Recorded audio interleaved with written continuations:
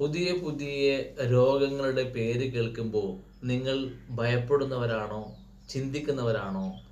അല്ലെങ്കിൽ എന്തായിരിക്കും പുതിയ പുതിയ രോഗങ്ങൾ ഇങ്ങനെ വന്നുകൊണ്ടിരിക്കുന്നത്, അല്ലെങ്കിൽ പുതിയ പുതിയ പേരുകൾ ഇങ്ങനെ വന്നുകൊണ്ടിരിക്കുന്നത് എന്നതിനെ പറ്റി ആലോചിക്കുന്നവരാണോ?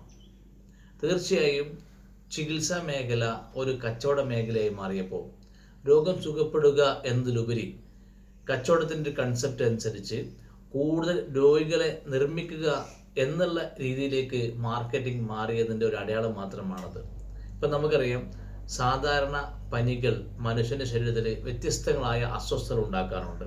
ഇതിന് പനി എന്ന പേര് തന്നെ ധാരാളം മതി എങ്കിൽ പോലും നമ്മൾക്ക് പനിയെ തിരിച്ചറിയാൻ വേണ്ടി chicken pox, chikungunya, pneumonia, typhoid, diphtheria, ഇങ്ങനെ ഒട്ടേറെ പേരുകൾ നമ്മൾ ഉപയോഗപ്പെടുത്താറുണ്ട്. ഇതൊക്കെ നമുക്ക് ഒരു രോഗചികിത്സക്ക് രോഗവുമായി ബന്ധപ്പെട്ട് ഡിസ്കഷനൊക്കെ സൗകര്യപ്രദമായിരിക്കും.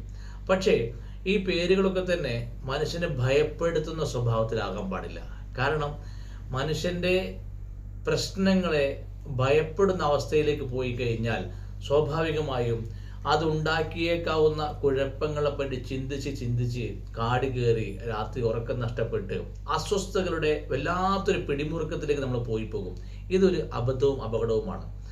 അതിന് പകരം ആ പ്രശ്നങ്ങൾക്ക് എങ്ങനെയാണ് പരിഹാരം ഉണ്ടാക്കാൻ കഴിയുക, ഒരു രോഗം വന്നാൽ അത് ചികിത്സ എങ്ങനെ സുഖപ്പെടുത്താൻ കഴിയുമെന്ന് ചിന്തിക്കുന്നതിന് പകരം ഇത്തരം അനാവശ്യമായ ചിന്തകൾ ഒഴിവാക്കുകയാണ് വേണ്ടത്. എന്നാൽ നിർഭാഗ്യവശാൽ ചികിത്സ കച്ചവട തൽപരരായ ആളുകൾ അവർ ജനങ്ങളെ ഭയപ്പെടുത്തുകയും അതുപോലെ തന്നെ ഈ രോഗങ്ങൾ ഉണ്ടാക്കിയേക്കാവുന്ന കുഴപ്പങ്ങളെപ്പറ്റി കാട് കയറി ചിന്തിക്കുന്ന സ്വഭാവത്തിൽ പ്രചരിപ്പിക്കുകയും അങ്ങനെ മനുഷ്യൻ്റെ ഹൃദയത്തിൽ നടുക്കങ്ങളും കഷ്ടങ്ങളും വല്ലാത്തൊരു പ്രയാസങ്ങളും വർദ്ധിപ്പിക്കുന്ന സ്വഭാവത്തിലാണ് മാർക്കറ്റിംഗ് നടന്നുകൊണ്ടിരിക്കുന്നത്.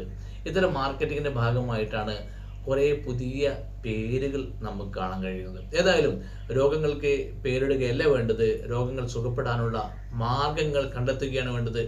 അത്തരം മാർഗങ്ങൾ ഒരു നിത്യരോഗി ആക്കുന്ന അവസ്ഥയിൽ നിന്നും രോഗം സുഖപ്പെടുത്തുന്ന ലളിതമായ രൂപത്തിലൂടെ രോഗം സുഖപ്പെടുത്തുന്ന പ്രക്രിയയാണ് സംഭവിക്കേണ്ടത്.